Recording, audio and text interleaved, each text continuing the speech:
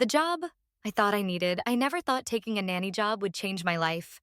I just needed work, somewhere quiet, somewhere away from the noise of everything I didn't want to deal with, like graduating without honors, like a mother who was never really mine, like the feeling that I'd been misplaced my whole life and no one ever noticed.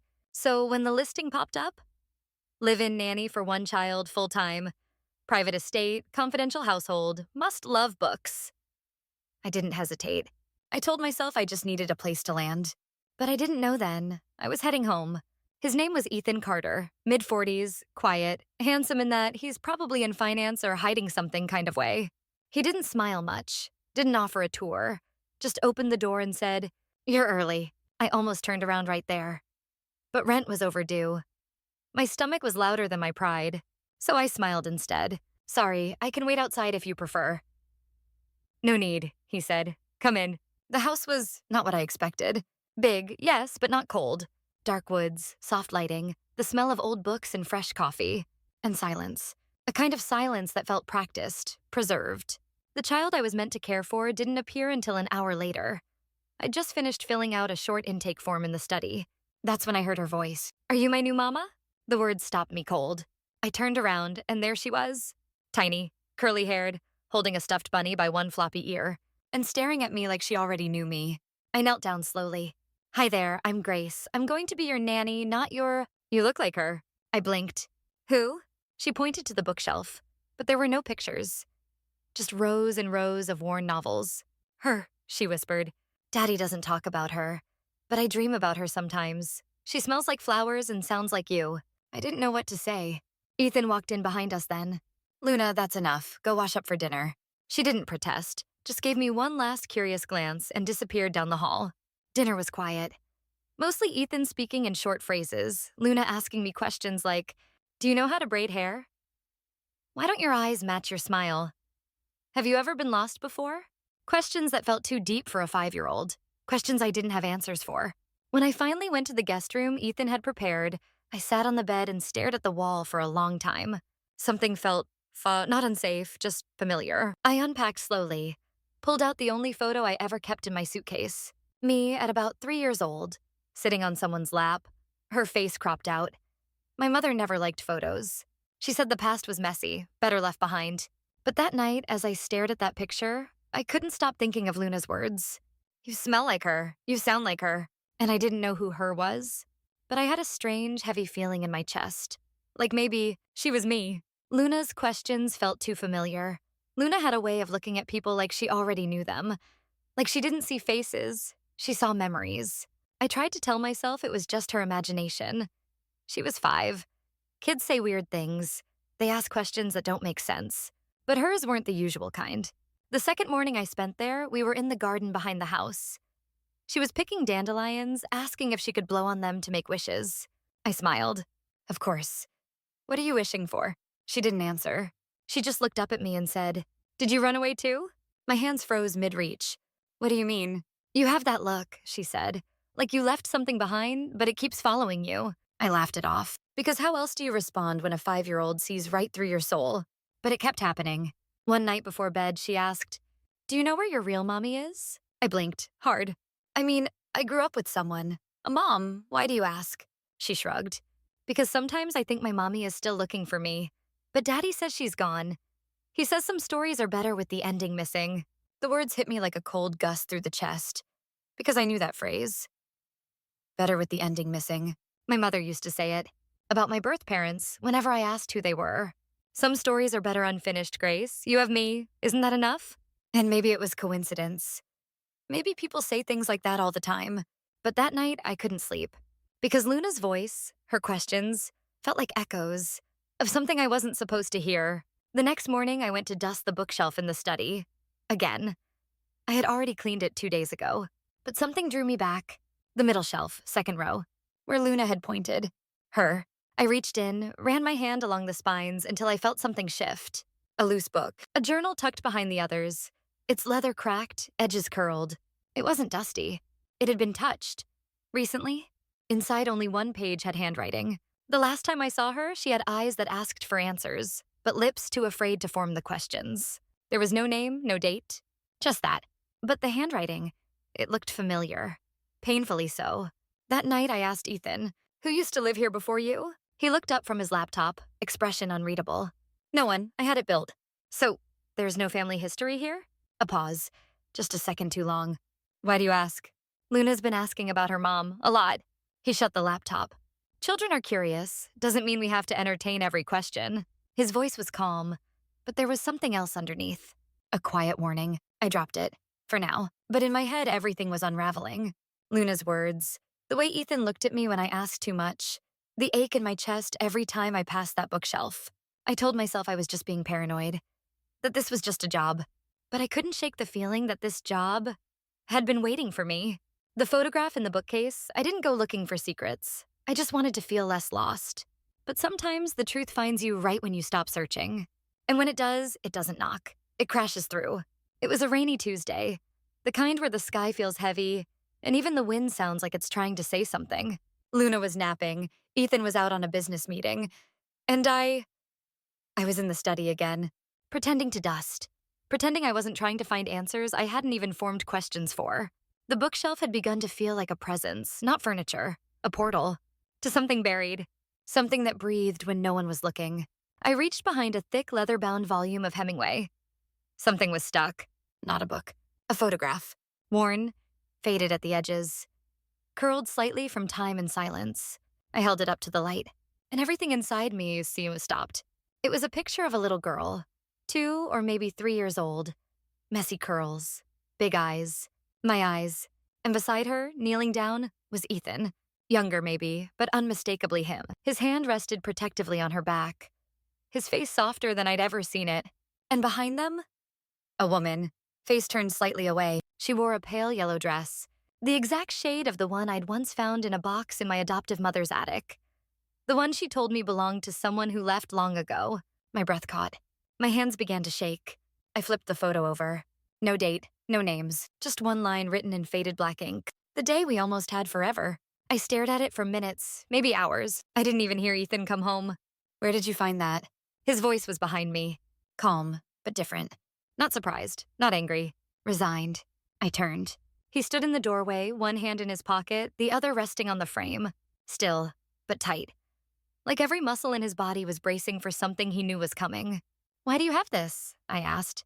He walked into the room slowly, took the photo from my hand, looked at it for a moment, then placed it gently on the desk. "That's not for you. It looks like me." "It's not." But his voice broke, just barely, on the last word. I stepped closer.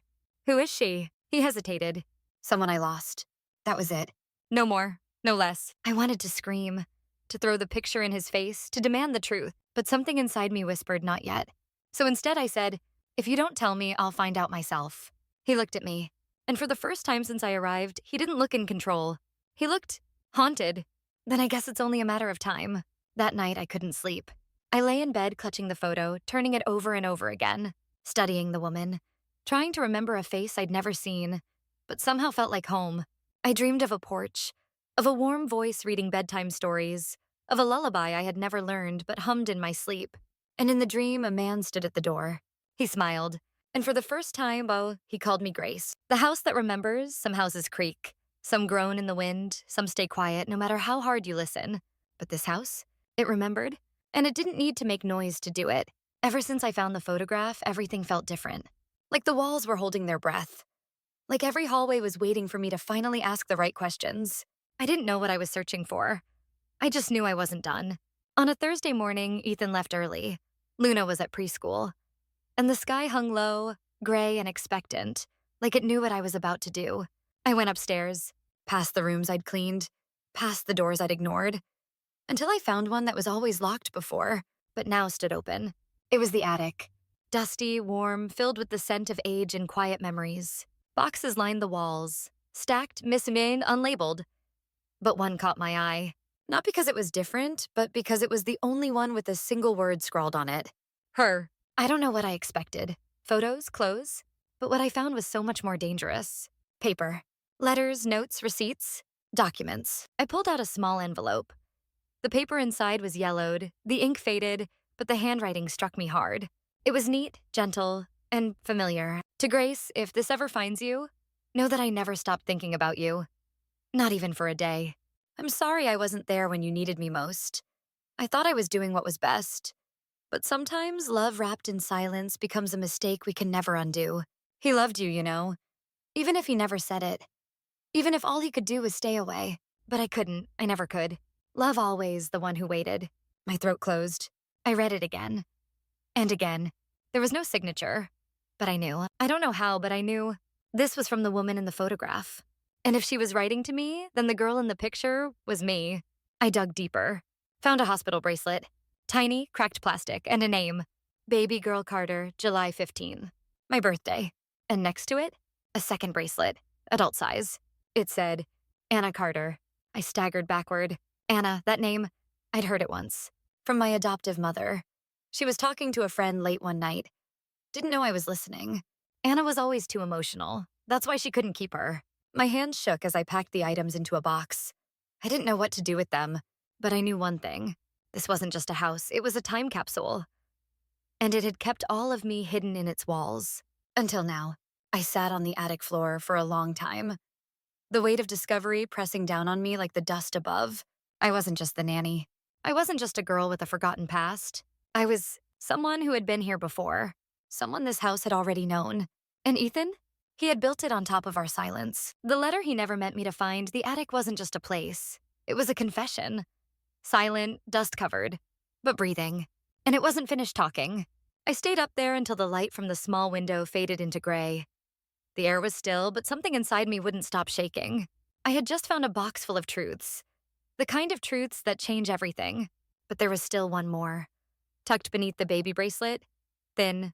Folded twice. Yellowed at the edges. I almost didn't see it. But when I did, I knew it wasn't just another letter from a mother who vanished. This one was different. The handwriting was sharper, more structured.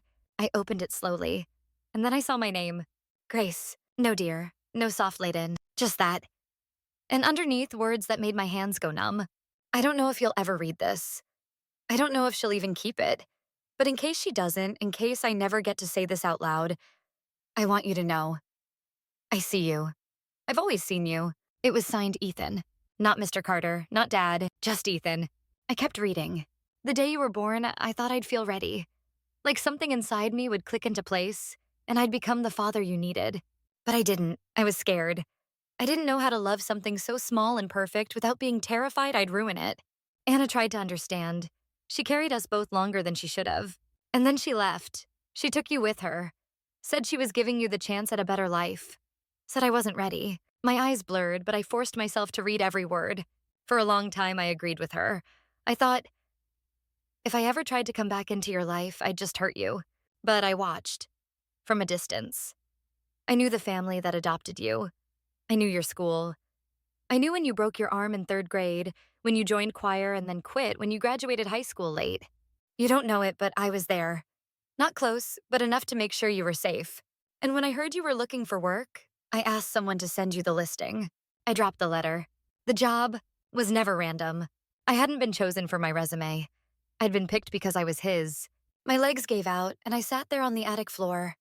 Letter in my lap, the air around me suddenly thick with grief. It wasn't anger. Not yet. It was something else. A mourning for a life I didn't know I could have had. I looked at the photo again. The one with the baby. The one with him. And I finally let the thought settle in my chest like a weight I could no longer ignore. He's my father. He knew. The whole time. And still, he let me walk in as a stranger. Let me change Luna's sheets. Let me sit across the dinner table every night wondering why his eyes looked like they knew something I didn't. I didn't sleep that night. I couldn't. I laid in bed staring at the ceiling, the letter on my chest, listening to the house groan beneath the truth. In the morning, I made breakfast. Luna smiled like always. Ethan came down in his usual button-down and quiet nod. But when our eyes met, something was different. I didn't say anything. Not yet. But he saw it. The shift. The knowing. And his hand froze for a moment as he picked up his coffee. He knew I knew. The woman in the mirror, there's a strange kind of grief when you realize your whole life has been built on something incomplete. Not a lie exactly, but a silence. A silence so loud it swallowed every question before you ever thought to ask it. That morning after finding Ethan's letter, I couldn't look at him the same. His movements felt calculated, measured, like he was waiting for me to explode, for me to run, for me to become the child he was never brave enough to claim. But I didn't do any of that. I just watched and smiled and said, I'll take Luna to school today because I needed space, not just from him, from myself. Driving through the quiet streets, Luna chattering beside me, I caught sight of myself in the rearview mirror. And for a moment, I didn't recognize the woman looking back. She wasn't the scared girl who applied for a nanny job. She wasn't the invisible daughter who grew up always wondering what was missing. She looked older, sharper, like someone who'd been handed a box of broken truth and somehow managed to hold it without bleeding out. After dropping Luna off, I didn't drive home. I drove to the only place that might have the answers Ethan had never given me. My mother. The woman who raised me lived in a one-bedroom apartment outside the city. She wasn't cruel, but she'd always kept a distance between us, the kind made of half-truths and quick subject changes. She opened the door, startled. Grace, what are you doing here? I held up the letter. Didn't say a word. Her face went pale. She didn't ask where I found it. She didn't try to lie. She just turned around, walked to the kitchen, and poured herself a glass of water. I suppose you know now that Ethan's my father? She nodded. You were never supposed to find him. Why? Because he didn't want you. The words stung. But I didn't flinch. Then why write the letter? Because he wanted to feel less guilty. Not because he planned to change anything. I stepped closer. Was Anna my birth mother? She nodded again. She was a mess, emotional, desperate. Ethan was no better. He had money but no heart. So they gave me to you? She sighed. Anna begged me. I was her cousin. She said she couldn't do it anymore. Said you deserve stability. And he never even showed up to court, signed a paper and disappeared. I felt something crack in my chest. Not anger, not sadness, just a hollow kind of ache. Like standing in front of a door you waited your whole life to open, only to find it led nowhere. Why didn't you tell me? Because you were mine, she whispered. And I was afraid you'd go searching for people who left you once and would do it again. I left without hugging her, without asking for more, because she was wrong. I wasn't searching for people who left. I was searching for the version of myself that wasn't built on abandonment. That night, I stood in front of the mirror again, studied every line of my face, the nose, the jawline, the eyes, not just mine anymore. His, hers, ours. And I didn't hate it. I didn't hate them. But I didn't know if I could ever forgive them. End of part 6. In part 7, the DNA that broke everything. Guess what? Grace decides to stop wondering and do the one thing that would make the truth undeniable. A DNA test. And the results, they don't just confirm who she is. They reveal something even Ethan didn't expect. The DNA that broke everything. There are questions you don't want answers to. Not because the answers are painful, but because they're final. Undeniable. Unchangeable. Like blood. Like DNA. I stared at the kit for hours before I opened it. It had been sitting at the edge of my desk for 3 days. Ordered, delivered, waiting. The same way I'd been, for most of my life. I didn't tell Ethan. I didn't need to. He knew I knew, but we hadn't spoken about it. We moved through the house like ghosts. Graceful, quiet, pretending nothing had shattered between us. And Luna? She still looked at me like I was someone special. Someone she couldn't explain but instinctively trusted. The test was simple. A swab, a seal, a drop-off. But the weight it carried? Immeasurable. I didn't expect anything to feel different after sending it in. But I was wrong. Because once you put your doubt in the mail, you can't pretend it's not coming back for you. 10 days later, the email arrived. I opened it on my phone, sitting at the edge of the bed, my hand trembling like it already knew. And there it was. Bold, cold, clear. Paternal match, 99.9999%. Ethan Carter. I sat very still. The room was silent, but inside me, everything exploded. Not in rage, but in grief. For the little girl who waited 23 years to be claimed. And never was. He had known. Long before I walked into this house. Long before Luna's questions. Long before the photo. The attic. The letter. He'd known. And yet, he'd said nothing. That night, I knocked on his study door. He opened it without a word. I stepped inside, placed the printed result on his desk, and waited. He read it, didn't react, just stared at the paper like it was a verdict he already expected. Why? I asked. Just that. Not why did you leave? Not why didn't you say anything, just why? And somehow it carried every wound I'd ever carried. Ethan sat back, ran a hand over his face. He looked tired, older than I'd ever seen him, because I was afraid that if I told you, you'd walk away, and I wouldn't get to have any part of you at all. So instead, you let me serve dinner. Fold sheets, wipe your daughter's mouth like I wasn't your daughter too. My voice cracked. He winced. You were safer not knowing. I thought if you stayed long enough, I'd earn the right to tell you. The right? I laughed bitterly. You had that the day I was born. There was silence. Not the peaceful kind, the kind that throbbed. I stood there expecting something. An apology, a reason that would make it all feel less cruel. But all he said was, I failed you, I know. And somehow that admission, soft, simple, broke something deeper. I sat down. Not because I forgave him, not because I accepted his logic, but because I needed to breathe. What happened to her? I asked. To my mom. Ethan closed his eyes. She died 6 years ago. She had cancer. Didn't tell anyone until it was too late. She asked me not to contact you. Said you were better off not knowing. That I'd only make things harder. I listened. Because that's what I always did with her. Even when it hurt, I felt hollow. And yet, strangely full. With pain, with answers, with history I'd never been told, now finally unfolding. Does Luna know who I am? He shook his head. Not fully. She loves you. Naturally. Like something in her recognizes something in you. I nodded. And I wept. Not for what I lost, but for what I never got to grow into. The night he told me the truth, the house felt heavier that night. Not darker, just quieter. Like even the walls knew the silence had gone on too long. After Luna fell asleep, her little hand still holding mine as if she sensed something was different, I walked downstairs. Ethan was already in the study. Sitting in the armchair across from the fire, his shoulders drawn inward like he'd spent a lifetime carrying something and had finally lost the strength to hold it up. He didn't speak when I entered. He just looked up, and in his eyes I didn't see the cold man who once handed me keys to a nanny's room. I saw a man who'd kept one secret so long it had become a prison. I sat down across from him. No words, just waiting. And he finally spoke. You were born on a rainy night, lightning in the distance. Anna was scared of storms, but she held you like nothing else in the world mattered. His voice cracked on her name. I wasn't there when you took your first breath. I was on a business call. And by the time I got to the hospital, you were already wrapped in that little yellow blanket. He smiled sadly. You always hated it, you know. Would kick it off within minutes. I didn't interrupt. I let him remember. Because for once, he was telling the story I'd waited my whole life to hear. Anna and I thought we weren't a fairy tale. She was wild, passionate, too much for me sometimes. But I loved her. And when she told me she was pregnant, I panicked. Not because I didn't want you, but because I didn't know how to be someone's father when I could barely be a husband. He paused, looked down at his hands like they belonged to someone else. You were 3 when Anna left, packed up and vanished, no note, no explanation. I searched for months, but she covered her tracks. And when I finally found her cousin, she told me you were adopted. Anna had decided she thought I was too cold, too distant. She said you deserved warmth. His voice cracked. I didn't fight her. I should have. But I was angry and broken, and I thought, maybe she was right.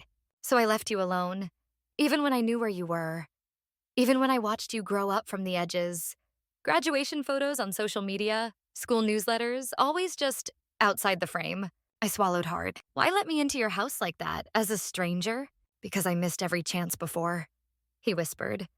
And when I saw your name in that resume, I knew it was my last one. He looked at me then. I didn't plan to keep lying, but you smiled and called me Mr. Carter and asked if Luna had any allergies. And I was so scared that if I told you the truth, you'd pack up and never come back. You were right, I said quietly. He nodded. But I wanted to earn you, not claim you. Not just show up and say I'm your father like that would fix anything. There was a long silence. The fire crackled between us, old pain warming a room that had been cold for too long. Do you love her? I asked. Luna? He looked up sharply. More than anything. Did you ever love me? His voice broke. I never stopped. And there it was. The sentence that undid 23 years of wondering. Not perfectly, not completely, but enough. I didn't cry. Not in front of him. I just nodded, stood up, walked around the chair, and for the first time I hugged him. Tense, awkward, but real. And he held on like he'd been waiting his whole life. We didn't say goodnight. We just sat there as the fire died down, and 2 people who were strangers by choice finally let truth make them family. The decision only I could make. There are choices people make for you. Where you're born, what name you're given, which truths are hidden. But then there are decisions only you can make. And this one, whether to stay, to forgive, to rebuild what was never built in the first place, was mine. Only mine. After that night in the study, things changed. not dramatically. There were no confetti-filled apologies, no morning pancakes with dad spelled in syrup. But there was something more powerful, a quiet honesty. Ethan didn't try to force conversations. He didn't ask me how I felt every hour. He didn't push, but he did begin to show up differently. He'd knock before entering any room I was in. He started leaving little post-it notes on the fridge. Coffee's fresh. Luna asked if you'd braid her hair again. The garden misses your hands. Small gestures, but they spoke louder than anything he'd ever said before. I wasn't ready to call him dad, and I think he understood. Luna, however, didn't need words. She just kept choosing me. She'd curl up next to me during movies, slip her hand into mine while we walked to the park, draw pictures of our family, with 3 figures, not 2. And one day, as she colored at the table, she asked, "Are you going to leave soon?" I froze. "Why do you ask that, sweetheart?" She shrugged. "Grown-ups always leave, but you feel like the part that stays." I didn't know how to answer, because I hadn't made that choice yet. That night, I walked through the house with slower steps, touched the bookshelf that first held the photo, stared up at the attic stairs that used to feel like a ladder into another life. And then I stood outside Luna's room, listened to her soft breathing. I'd never seen someone sleep with so much peace, and I wondered, had I ever had that? Could I give that to her now? Could I stay, not just as her nanny, but as something more? Something real? Downstairs, Ethan was in the kitchen, reading something, but his eyes weren't moving. She asked if I was leaving, I said softly. He looked up, waited. I haven't answered her yet. You don't have to. But I want to. I stepped closer. Ethan, you let me walk into this house not knowing who I was. You watched me care for your daughter, our daughter's sister. You let me feel like a stranger in a place that should have felt like home. You broke something in me. He lowered his head, said nothing. But you also gave me something I never thought I'd get. A chance to decide who I am, not based on what I was told, but on what I've seen. So, I whispered, I'm staying. He looked up, stunned. You don't have to, not out of guilt, not because you feel obligated. I'm staying, I repeated, because I want to. Because Luna looks at me like she already knows what we are. And because I'm tired of running from half-truths. He blinked rapidly, then nodded. A single tear slipped down his cheek. And for the first time, I didn't look away. Because it wasn't weakness, it was release. Later that night, as I was leaving the kitchen, he said softly, Grace? I turned. Yes? If one day it feels right, you don't have to call me Dad. But just know, you've always been my daughter. I nodded. Didn't speak, but my heart whispered what my lips couldn't. And you might finally be ready to be my father. The name I whispered back, some names carry weight. Some feel like a gift.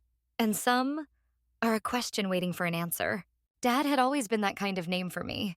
Too heavy to say, too sacred to fake, too painful to ignore. Weeks passed after I chose to stay, and though we said very little about the truth, we lived it. Day by day in the quiet ways that real healing begins. Ethan started leaving his study door open. He made dinner some nights. Luna began calling our evening walks family time. And me? I started sleeping better, not because everything was fixed, but because I wasn't pretending anymore. One morning, I found an envelope tucked under my coffee mug. No name, just a small heart drawn in the corner. Inside? Enzo. A photo, the same one from the attic, but restored, reprinted, framed. And on the back, in Ethan's handwriting, the day I realized I didn't lose you. I just hadn't found you again yet. I held it in my hands for a long time. And for the first time, I saw it differently, not as proof of a missing life, but as a beginning. Later that afternoon, Luna had a small accident, tripped in the backyard, scraped her knee. It wasn't serious, but to a 5-year-old, the world had ended. She cried, reaching out. Ethan rushed forward. But Luna turned to me. Mama Grace. The words spilled out without hesitation. And for a moment, all 3 of us froze. She'd never called me that before. Ethan looked at me, unsure what to say. I knelt down, kissed her forehead, held her close. I'm here, baby, I whispered. Always. And when she calmed down, I looked up at Ethan. He stood in the doorway, a hand over his mouth, eyes shining. That night, after Luna went to sleep, I walked into the study. No knocking. He looked up, surprised. Hey, he said softly. I didn't sit. I just stood there, holding the photo frame. Do you remember the first thing I ever said when you opened that front door? He smiled. You said, sorry, I can wait outside. I nodded. I've been outside most of my life. My voice trembled, but not anymore. And then I said it. Soft, simple, true. Good night, Dad. He didn't move at first. Then he stood. Walk, y'all. Walked over slowly, put a hand on my shoulder. Not tight, not trembling, just present. Good night, Grace. No big speeches, no tears, just a name, finally spoken out loud. A name I gave back, not because he deserved it, but because I did. Because saying dad didn't mean forgetting everything he didn't do. It meant choosing what we could still become. Now, when I walk through this house, it doesn't feel like I'm trespassing anymore. It feels like home. Flawed, quiet, ongoing, but home. Luna still draws pictures with 3 people. And now when she gives them to me, she writes names on top. Me, daddy, sister. And one day last week, she wrote family. Some people leave scars, others leave lessons. Burn and reborn stories that break you, then rebuild you.